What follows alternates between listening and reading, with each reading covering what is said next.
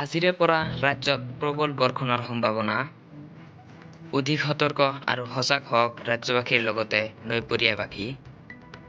আগন্তুক ৩-৪ দিনলৈ ৰাজ্যত হ'ব অতি প্ৰবল বৰষুণ।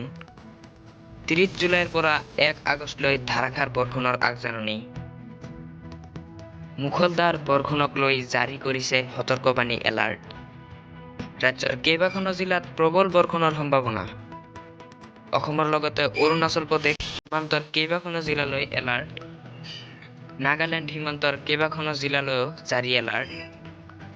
অসম ৰাজ্যিক দুৰ্যোগ ব্যৱস্থাপনা প্ৰাধিকৰণৰ সতৰ্কবাণী। লখিমপুৰ, ধেমাজি, তিনিচুকীয়া আৰু শদিয়ালৈ এলাৰ্ট দুৰ্যোগ প্ৰশমন বিভাগৰ। তিনিচুকীয়া জিলাত জাৰি কৰা হৈছে অৰেঞ্জ এলাৰ্ট। ভাৰতীয় বতৰ বিজ্ঞান বিভাগে জাৰি কৰিছে এলাৰ্ট সতৰ্কবাণী। চুবুৰীয়া ৰাজ্য অৰুণাচল প্ৰদেশৰ কেইবাখনো জিলাত হ'ব পাৰে প্ৰবল বৰষুণ, যাৰ প্ৰভাৱ অসমৰ কাষৰীয়া জিলাসমূহতো পৰাৰ সম্ভাৱনা আছে।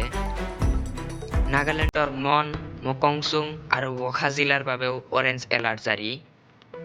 প্ৰভাৱিত হ'ব পাৰে চৰাইদেউ, শিৱসাগৰ, যোৰহাট আৰু গোলাঘাট জিলা।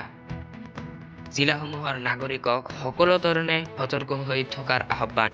দ্বিতীয় খবৰ, উজনিৰ বানাক্ৰান্তৰ ওচৰত বদৰুদ্দিন আজমল। ১০ লাখ টকা পানীৰ বটল উজনিলৈ প্ৰেৰণৰ যোজা আজমলৰ। বানপীড়িতক উদ্ধাৰ কৰিবলৈ চেষ্টা অব্যাহত আজমলৰ।